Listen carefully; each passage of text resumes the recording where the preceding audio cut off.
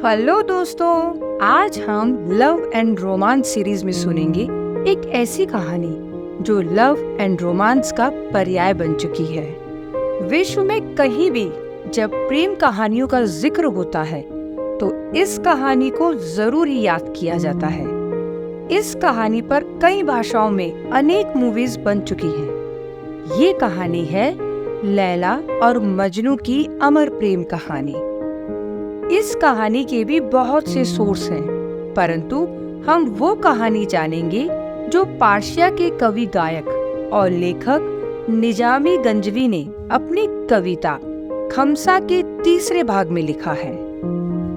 कयास इब्न उल मुल्ला वाहा एक बहुत ही अच्छा गायक और कवि था। उसने बचपन में एक सुंदर लड़की लैला को देखा और अपना दिल दे बैठा। वो लैला की यादों में अनेकों कविताएं लिखता और लैला भी उसकी कविताओं से काफी प्रभावित थी। चूंकि अरब कबीलों में जीवन अधिकतर व्यापार के जरिए ही होता था, इसीलिए लैला के घर वाले अधिकतर व्यापार करने के लिए दूर कबीले जाया करते थे। लैला को तब कयास की कविताएं सुनने का मौका मिल जाता था।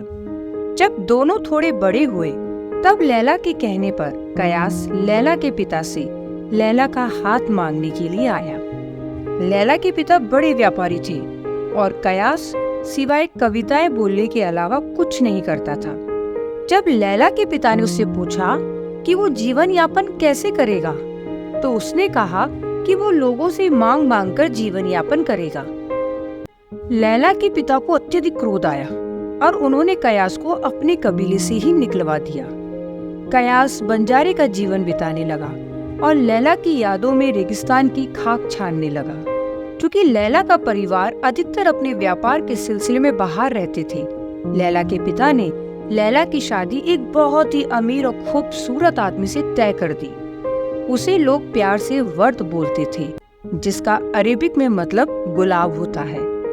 लैला भी कयास से प्रेम करने लगी थी, परंतु वो गली गली रेगिस्तान भटक रहा था। उसे लोगों ने मजनू का खिताब दे दिया। अरेबिक में मजनू का मतलब कोई पागल या दिमागी रूप से हिला हुआ व्यक्ति होता है। लैला ने जब कयास से ही शादी की जिद की, तब उसके पिता ने कहा वो एक मजनू से लैला की शादी कभी नहीं करवा सकती। तब लैला ने जवाब दिया कि लैला तो मजनू की हो चुकी है। उसके पिता को बहुत क्रोध हुआ और उन्होंने फौरन ही वर्ड से लैला की शादी करवा दी।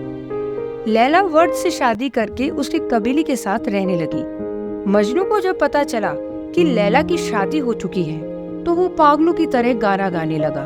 उसने रेगिस्तानों में अनेक शायरियां भी रेत पर लिखी। इधर शादी के कुछ दिनों बाद ही लैला की तबीयत खराब हो गई। कुछ मानते हैं कि मजनू की याद में लैला ने कुछ भी खाने पीने से परहेज कर लिया था। धीरे धीरे लैला की तबीयत बहुत खराब हो गई और उसकी मौत हो गई। मजनू को जब पता चला तो वो भी लैला की कब्र के पास आ गया। मजनू को वैसे भी कुछ शरारती लोग देखते ही पत्थर मार देते थे। मजनू भी घायल अवस्था में लैला की कब्र के पास आया और उसने वहां दम तोड़ दिया। लोगों ने मजनू को भी वही दफना दिया जहां लैला थी। लैला के पिता को तब लैला की बात याद आई कि वो दोनों लैला और मजनू एक दूसरे के लिए ही बने थे और इस जन्म में नहीं तो किसी दूसरे जन्म में या दूसरी दुनिया में वो एक साथ थे।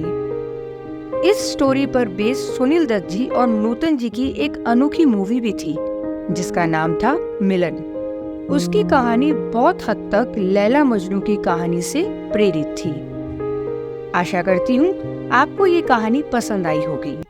लव एंड रोमांस सीरीज पर ऐसे ही रोमांचक कहानी सुनने के लिए बने रहिए मेरे साथ मेरे YouTube चैनल निशा शास्त्री ऑडियो स्टोरीज पर। Thank you.